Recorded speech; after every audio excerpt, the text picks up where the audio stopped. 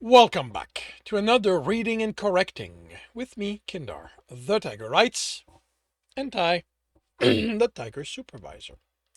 These are where I read a chapter from one of my stories and correct it as I go. If you want to listen to these live, it's every Tuesday morning, 8 a.m. Eastern Time on Twitch and YouTube.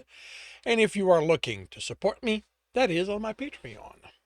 Today we are doing chapter 52 of Stepping Wild.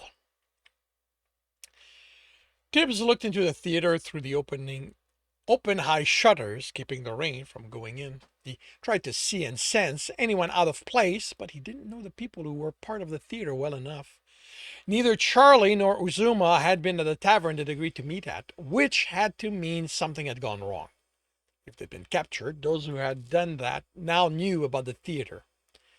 A look only told them people on the stage were acting out something, the many lights ensuring they were visible, not if they were doing it the way the actors would. There were people seated at the bottom benches, but too few to be an audience, but the weather could account for that. Looking at the back of their heads from the top told him little, and he didn't sense any weapon on them, so he closed the shutter behind him and fell to the ground. He sensed people in Ern's workshop, 5 of them. Maybe Charlie and Uzuma had been delayed there? Or maybe those who had captured them were waiting for the rest of the team to show up. There was only one person in Ismail's workshop. While they both knew Tibs and Cinta would play noble, neither Charlie nor Uzuma knew where they'd get the gems. She was the best place to start, and watching her react to the delivery would clue him in if anything was going on in the theater. He kept to the wall, wrapped in a darkness etching. No one in the theater had an element. The door to the hall was in near total darkness, so he entered it without drawing attention. The rooms leading to the workshop were empty of people. They'd be all the essence he sensed moving around the back, side, and rafters, doing what they did so the play could proceed, or being forced to. There were people standing around among them. They didn't have weapons, but would they feel the need for them? would they feel a need for them just to compel actors? He reaches Mahal's door and raised his hand to knock, noticing his dry sleeve. He drenched himself and had the time to remember something she'd said. He entered without knocking. She sat at her table, as with every other of his visit.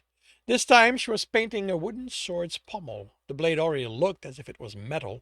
The guard would be silver, and the handle she was painting leather brown with paler cords wrapped over it in a crisscross pattern. He'd seen the design before, but couldn't remember where. He stepped to the table and waited for her to acknowledge him, which she did by glancing up and returning to her work. She stared at the heavy oiled bag he put on the table. That's bigger than I expected. He shrugged. The storm gave me an opportunity. There should be enough in there to make the jewelry for her clothing, as well as everything you need for the crest. She looked in and hurried to close the bag. There's the king's ransom in gems in there. No one's going to notice they're gone. While he'd been careful with the damage he caused to the specialty artisan shop, so as little got damaged by the water that made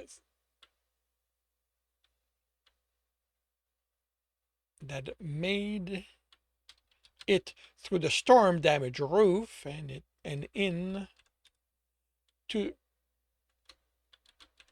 into the storage area as he could, he hadn't felt inclined to be so generous with the jewelry shops. He'd seen the people who shop there, all merchants who owned them. He doubted they were noble, but they had the behavior down. With 3 shops selling them side by side, he decided it made more sense for the storm's damage to be more widespread. It had let him pilfer more of them, and the rest would be found in the street's mud when the storm ended. You can cut the rest small enough and sell them and help the theater. You can keep most of that. All I need is some of the platinum wire along with the gold and silver one. For your crest, the clay and wood. Uh,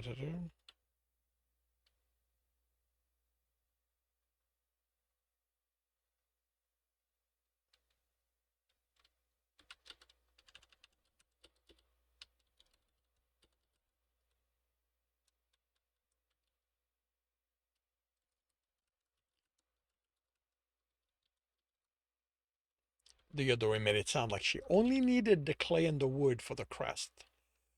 As well as the clay and wood for your crest. She looked in again and took out a green gem slightly larger than her thumb. This will be enough to let me make the jewelry. You'll make better use of it.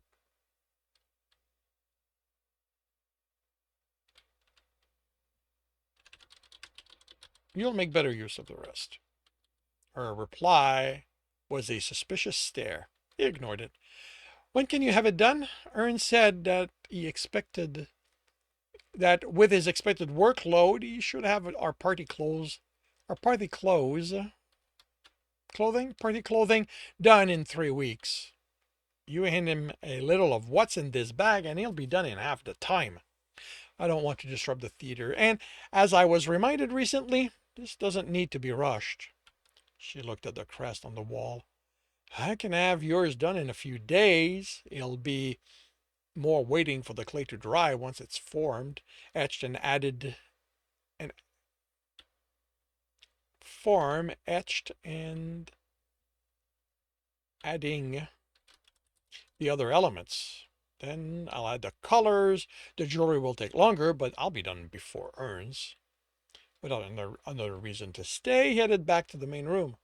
She hadn't done anything out of character, but he needed to remind himself he didn't know if she left her workshop. She might not have a reason to see the rest of the theater. She might not know it had been taken over. He stepped into the stage room, ready to follow the wall again to reach the other door, but saw Charlie Nuzuma on the bottom bench among the others watching the play. The fighter pointed to the stage, whispered something, and Nuzuma chuckled. Had they been there the entire time, watching the play? He almost headed for them directly to let them know he didn't appreciate not being where they were supposed to meet, but they weren't supposed to know about his visit with Ismael. So he walked around to the entrance door, drenched himself again, and headed through the seating, and then for the two of them. What are you two doing here? He muttered angrily, doing his best not to disturb the other enjoying the show. We were supposed to meet at the tavern. We figured we'd wait here for the storm to pass, Cherry said, distracted by the performance. And with how long it took you to come here, Uzuma said, we'd have sat there for so long he'd have drank himself into a stupor. Causing the room to collapse took more work than I expected. We offered to help, the archer pointed out. It was more important to get the fabrics to Hearns. Did he say anything about them? No, just that we were disturbing him, Charlie said, studying the actors screaming at each other. Something about having to be ready for the fire. What do you think they tell each other to get so angry? Tibs glanced at the stage. The men and women looked ready to come to blows. He didn't initially get what the fighter was asking about, then remember that while Charlie wasn't as stupid as he acted, he relied on strength more than his mind. They're just acting at being angry. Where's Cinta? She also wasn't at the tavern. Really? The fighter leaned forward as if that would let him see and hear them better. They look furious. She was with Hearns when we delivered the fabric, Uzuma said. I don't know if she's still there. With no need to hide anymore, he headed for the door, then the tailor's workshop. The man was at the table cutting fabric. Cinta had a dress against her chest, looking at her reflection in a tall mirror. What do you think? She asked, meeting his eyes in the reflection. I think you could look like a noble in that. The dress had layers of fine fabric. Ernst snorted. I'm thinking of asking Ernst to make me one like it, but with the fabrics you got him. Tip shrugged. If there's enough left once he made what we need, you're welcome to talk him into it. I don't have enough left? The tailor stared at him in disbelief. Do you have any idea how much it's going to take to make what you asked? Hopefully not more than what we got you, he replied, annoyed. We can't get you more. Ernst's disbelief increased, and he looked at the 4 bolts on the floor, stacked before a row of hanging clothing. Do you know anything about making clothing? If I need something, I get it from a shop. If I need something fancy, I pay a tailor to make it for me. Looking like a noble is never something I aspire to. You brought me enough fabric to make dozens of high nobles clothing. High noble clothing. Good. Ernst shook his head in a disbelief chuckle and returned to his work. Sinta placed the dress among the others on the rack. Ernst will want us back in a few days. 4, the tailor said, to make sure the patterns fit. She took his arms in hers. Let's get the other 2 and go celebrate. Something quieter this time. She chuckled. I don't think Charlie knows how to do anything quiet. Tibs crouched at the edge of the roof, dressed in Fleetfinger's green and black, hood up, and a half mask in place. Other than being too close to the edge, therefore in sight of anyone on the street who bothered looking up, he could be one of any thief looking over a selection of nobles' home as if they were the best of food tempting him. The surprised yell came. It was a beautiful day after all, after the devastating storm, and looking up to admire the cloudless sky was common. He smiled at the person pointing, more looked up and pointed, calling attention to him. When the authoritative yell came, the people in the street moved out of the way of the men and women rushing in his direction. No city guard had armor this resplendent. He doubted city bothered with this neighborhood, or that the nobles would let mere city guards in their street. He stood, spreaded arm, gave a bow. Fleetfinger didn't care if he was seen. He didn't care that the nobles knew he was looking over their homes, that they knew one of them would be robbed soon. It was what Tibs needed them to focus on, to wonder who would be the flamboyant thief's next victim. He needed Fleetfinger to be on their mind anytime something went missing. He wanted the character to take the blame for anything Tibs might need to take from them, so that once the job was over, all eyes would be on Fleetfinger instead of his team. He walked casually along the edge of the roof as the nobles' mercenaries called to each other. Search for ways to climb to him and give chase. He'd picked this lower building to make it easier on them, with the extension at varying floor height, not to make it easier for them to reach him. But not to make it easier on them to reach him, unless they were more agile in those RV armor than they looked, but in explaining the way Fleetfingers could suddenly find himself on the ground when they lost sight of him, which he did, then waited for them to round the corner before giving a mocking bow and running off. Their metal armor made it easier to keep track of them, and they moved in more organized pattern. He sensed them spreading through the alleys. Unlike the city, the noble took threats to their possessions seriously. They were blocking off more and more of the exit they could think of, tightening their net until they were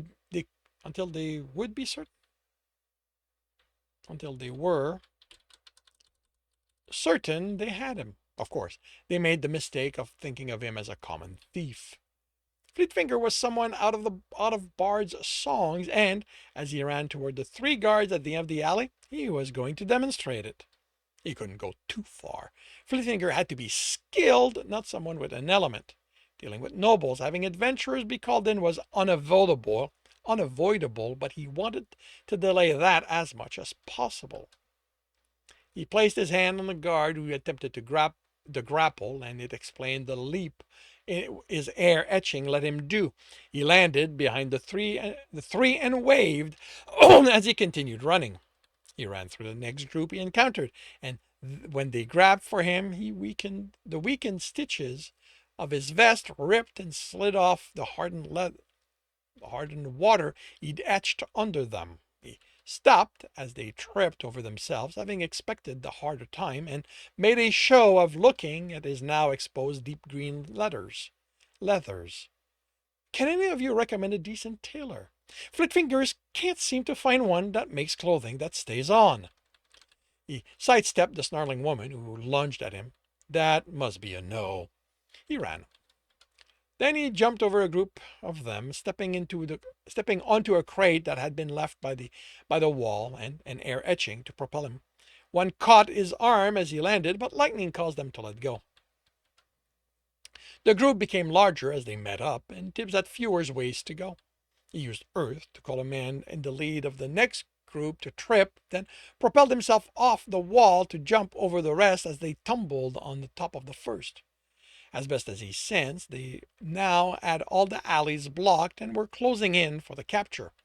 So it was time for him to end this chase.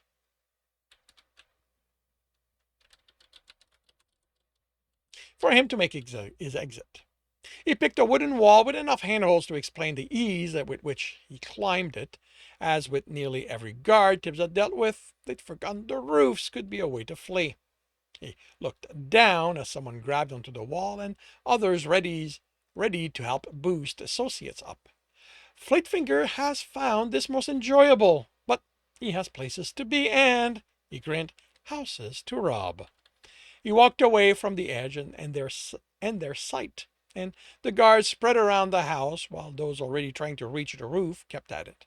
With no one watching, Tibs let go of restraint and was well away before the first one managed to climb all the way. He was well out of the noble's neighborhood by the time he dropped from the roof. The air was respectable and the houses lower. He only needed to grab the edge of the roof to help him drop to the ground of the alley. He had a handful of his hood when he sensed a group of people break from the crowd and enter his alley. By the metal buckles, they were leathers, not guards, since they were only 3 swords among the 6 of them, knives and clubs for the rest. There had been no hesitation when they'd headed for the alley. They had intended to come here. Tibs let go of the hood and turned to face them. They wore dark leathers, the kind Tibs would wear to slip in and out of places without being seen, but expecting to have to fight. This is an unexpected surprise, he said, smiling. Fingers is honored, but he is too busy today. Is it possible to do this tomorrow? He has no plan then, and he is certain he can entertain you. Oh, we're doing this now, the man in the lead said. We don't let just anyone work in this city. This is your last day. Tibs affected surprise. Fingers wasn't aware requirements needed to be met. How many houses does he have to rob? In how many days? Will yours count? He'd known the master's people would eventually catch up to Fleetfingers, but he hadn't expected them to be so well organized. How many of the people sprawled in the alleys that he jumped over? How many of the people sprawled in the alleys he jumped over, who he thought drunks, had been the master's agents, a number of them, for them to have been able to get the word ahead and have people ready. You think we're a joke, don't you? He shrugged. Fleetfingers hadn't thought about you at all. He doesn't waste time with insignificant thugs. The quality of their leathers meant they had money, either successful thieves or well paid by the master to enforce his will. They know how to fight, but all they'd heard were stories. If they had witnessed Fleetfingers in action, they wouldn't have brought only 6. Still, they probably thought 6 was enough to deal with the man they expected Fleetfingers to be. This would help focus the master's attention where Tibs wanted it. He reached for the pommel and formed the sword as he pulled, a thin blade for quick slashes and jab, one that made it easy to explain away how fleet the movements were. He parried and slashed, dodged and jabbed, deflected and elbowed. He moved easily among them, inflicting more pain than actual damage. This was a message to the master, not a massacre. A message in controlled application of injuries. A show that Fleetfingers didn't consider them important enough to bother with anything serious. Once they were on the ground, writhing in pain, he put the tip of his sword on the ground and a hand on the pommel as if it was a cane. Fleetfingers must say he isn't impressed. He has heard much of the master's people and had expected better. Would saying that he would prefer not to have to do this again be a waste of breath? He sighed. Do keep in mind that Flea Fingers has more important things to do than an exercise like this. He might not be as understanding next time. He sheathed the sword and headed for the road. He shed the hood and half-mask, then cloak, and lost himself among the crowd. And that concludes chapter 52 of Stepping Wild. If you are enjoying this, please leave a like. If you want to know when the next chapter will be up, subscribe and hit the bell. If you want to read this story, it is available for free on Royal Road. If you want to support me and read ahead of that is on Ream Story, where we're a good dozen chapters ahead. And if you want to listen to these live, it's every Tuesday morning, 8 a.m. Eastern Time on Twitch and YouTube. Links are in the notes, and with that, I shall wish you a good day.